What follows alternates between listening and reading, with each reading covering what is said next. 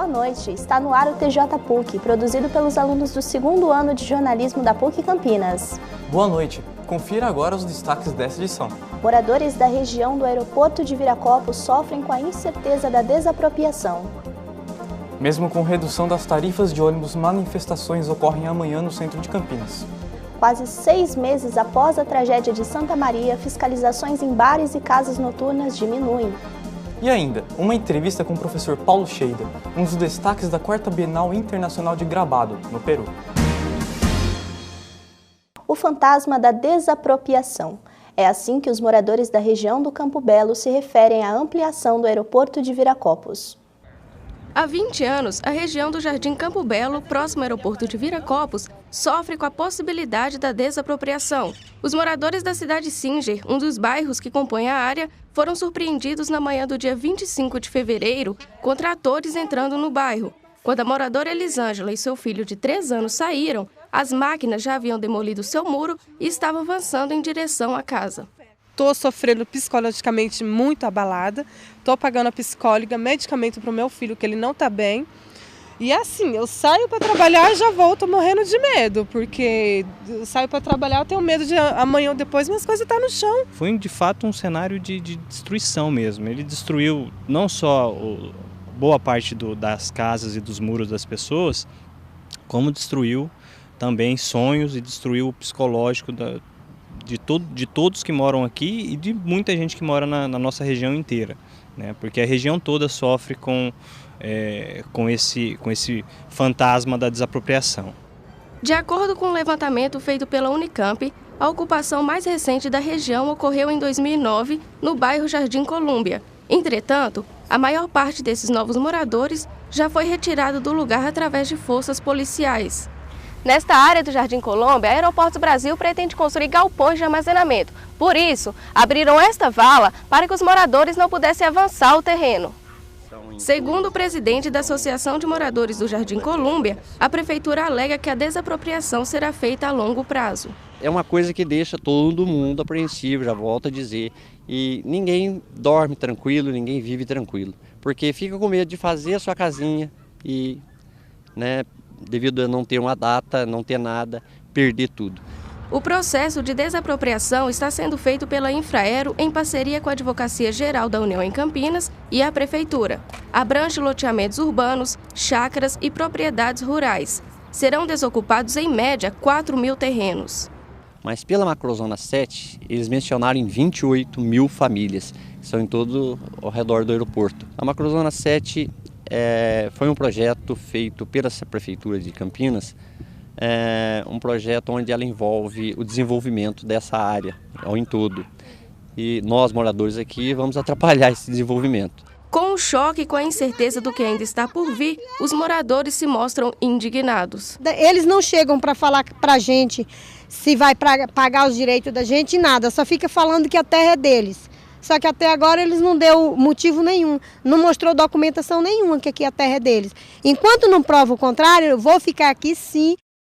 O TJ PUC entrou em contato com a Infraero e a Prefeitura de Campinas, que se recusaram a dar entrevistas sobre as desapropriações.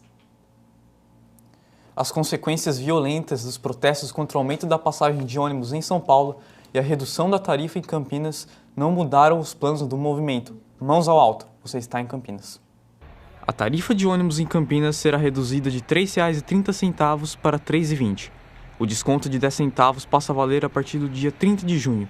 A decisão ocorreu após o governo federal zerar imposto cobrado no setor. O prefeito Jonas Donizete, durante o anúncio, disse que espera que Campinas não tenha manifestações. Mas pelo que a gente sabe é que amanhã também haverá protestos em Campinas, não é mesmo, Caio?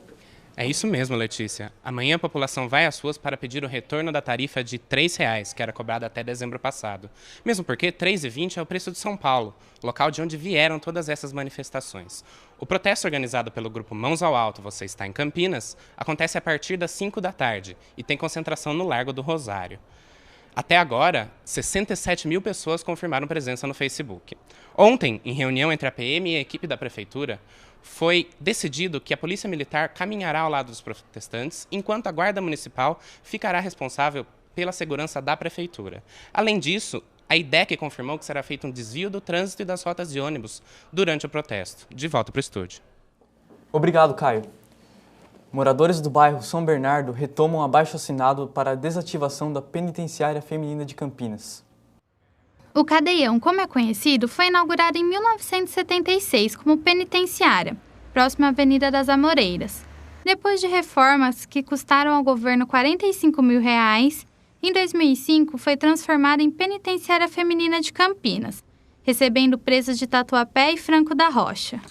A Associação de Moradores do bairro São Bernardo, junto ao CIEE, Comissão de Estudos Especiais, retomaram um abaixo-assinado que se iniciou em 2006 para a retirada da penitenciária feminina do local.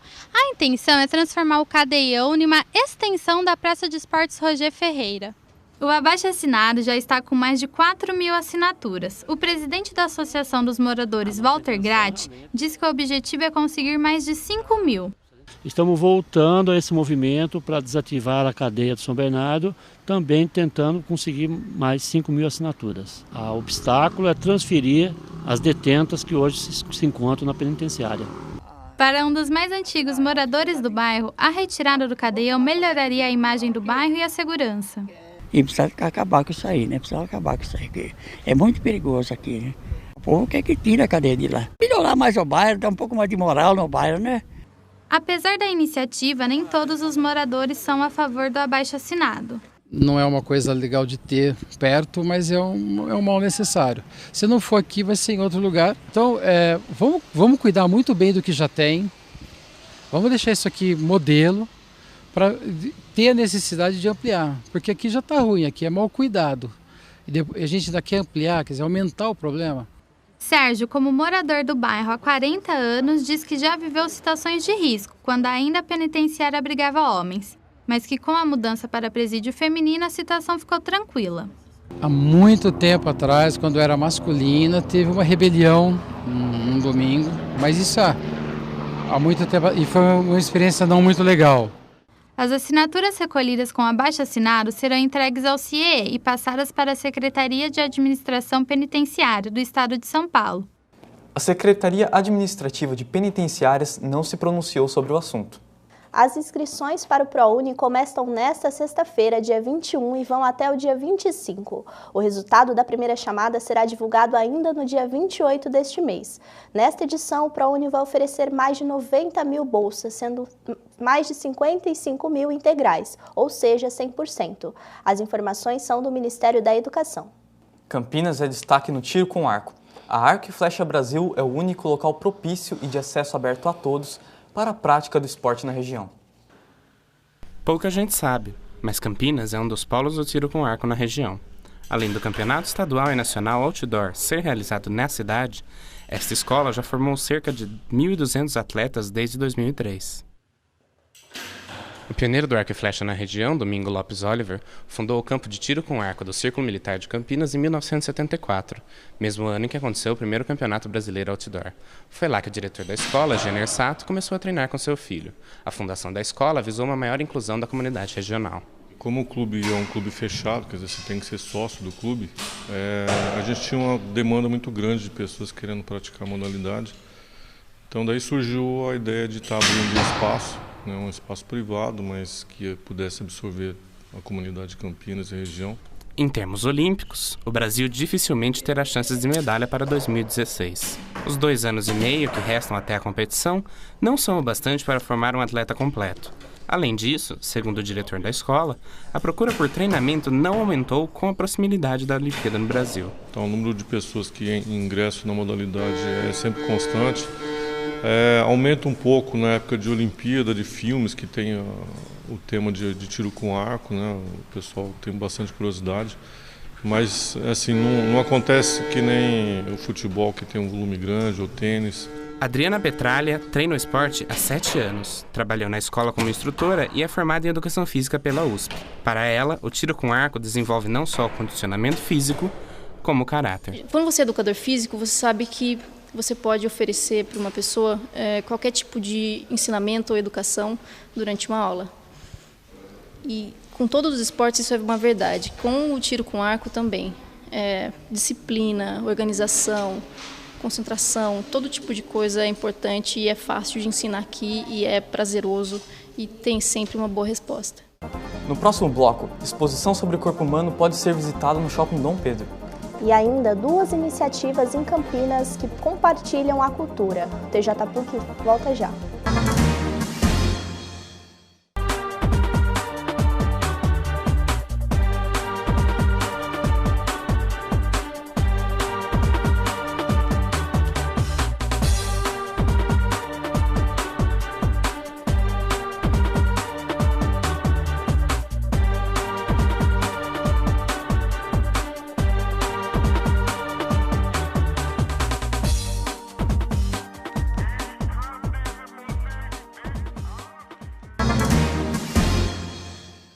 Cinco meses se passaram desde o acidente na Boate Kiss, em Santa Maria, que matou mais de 240 jovens. Como estão as casas noturnas de Campinas após as mudanças obrigatórias desde a tragédia?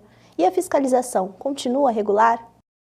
Foram mais de 100 estabelecimentos fiscalizados logo após a tragédia no Rio Grande do Sul, além das vistorias semanais e o decreto da suspensão das atividades de algumas casas. Todo aquele processo, né, rolando, não só na cidade de Campinas, mas no estado de São Paulo inteiro. Quando aconteceu, a gente já estava com entrada já na documentação com a prefeitura, apenas que quando a fiscalização chegou, a gente não tinha o documento alvará em mãos, estava aguardando a liberação da prefeitura.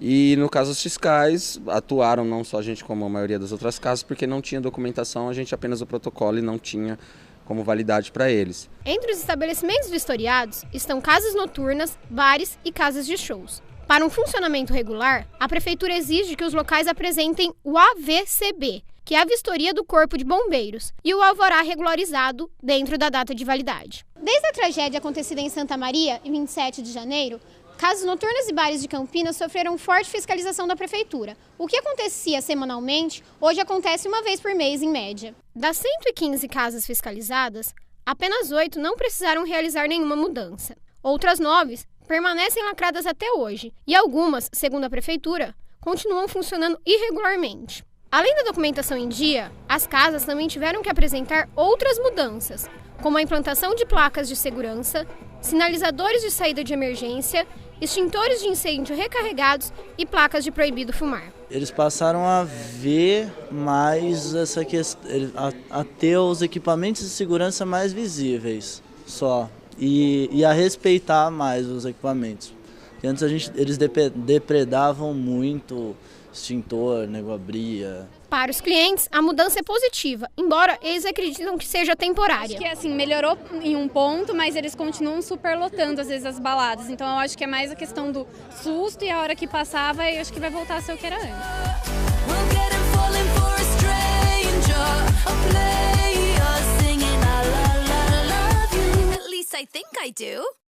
Neste final de semana, acontece no Teatro Brasil Quirim, no Shopping Iguatemi, a estreia do espetáculo Doidas e Santas. A atriz Cissa Guimarães vive o papel de uma psicanalista bem-sucedida, mas que vive um caos em sua vida pessoal. Para você que quer conferir a comédia, os ingressos estão à venda no site www.ingresso.com.br ou na bilheteria do teatro. Vale a pena conferir. Depois de percorrer 40 países e de ser vista por mais de 20 milhões de pessoas, a exposição Fantástico Corpo Humano pode ser visitada até o dia 30 de junho no estacionamento do Parque Dom Pedro Shopping. Você já parou para pensar em como acontece o funcionamento interno do seu corpo? Com o propósito de que as pessoas o conheçam melhor e adotem hábitos mais saudáveis, a exposição alerta para as várias doenças e os danos que elas podem causar aos órgãos. É possível ver, por exemplo, o pulmão de uma pessoa saudável e esse de um fumante. A galeria do sistema cardiovascular é uma verdadeira obra de arte. A iluminação especial permite ao público visualizar todos os detalhes dessa máquina tão importante que é o corpo humano. Veja mais informações no site www.fantasticocorpohumano.com.br. O único representante brasileiro na 4ª Bienal Internacional de Gravado no Peru é o nosso entrevistado de hoje. É com você, Raíssa. Boa noite, Vinícius. O professor de Artes Visuais da PUC Campinas, Paulo Scheida, que está aqui com a gente para falar um pouco da exposição Nexos Causais que está acontecendo na 4ª Bienal em Lima, no Peru. Professor, o que o senhor pretende passar com a sua exposição Nexos Causais? O meu trabalho tem um contexto bem criativo e imaginário, um trabalho de ficção, mas que na realidade eu represento aquilo que eu vivo. Então, no sentido de sátira, eu consigo colocar um pouco do que nós passamos, como corrupção, injustiça social, um questionamento sobre o poder. Então, o trabalho é bem picante nesse sentido. O conjunto é composto por 12 obras. Como são essas gravuras? Olha, para essa exposição eu realmente coloquei 10 trabalhos feitos em gravura em papel, que seriam xilogravuras, e 2 trabalhos recentes, inéditos, né, gravados em tecido. Né? Então nós temos um painel enorme, aí, medindo praticamente perto de 4 metros, que foi impresso em tecido, e uma escultura, uma gravura tridimensional, que é muito difícil de ser feito, gravura nesse sentido, e colocando uma peça de 1,90 m de altura. Tá. A Bienal conta com a participação de mais artistas internacionais? Sim, essa Bienal, feita pelo Instituto Cultural Peruano Norte-Americano, é uma das principais do mundo. A cidade de Lima fica com várias galerias, museus, instituições culturais, entende? Então é internacional, com vários países e artistas representando. Eu me sinto muito privilegiado de estar representando o Brasil como sendo o único participante brasileiro. Muito obrigada pela presença, professor. A exposição começou no dia 28 de maio e vai até o dia 30 de junho. Voltamos com você, Letícia. Obrigada, Raíssa.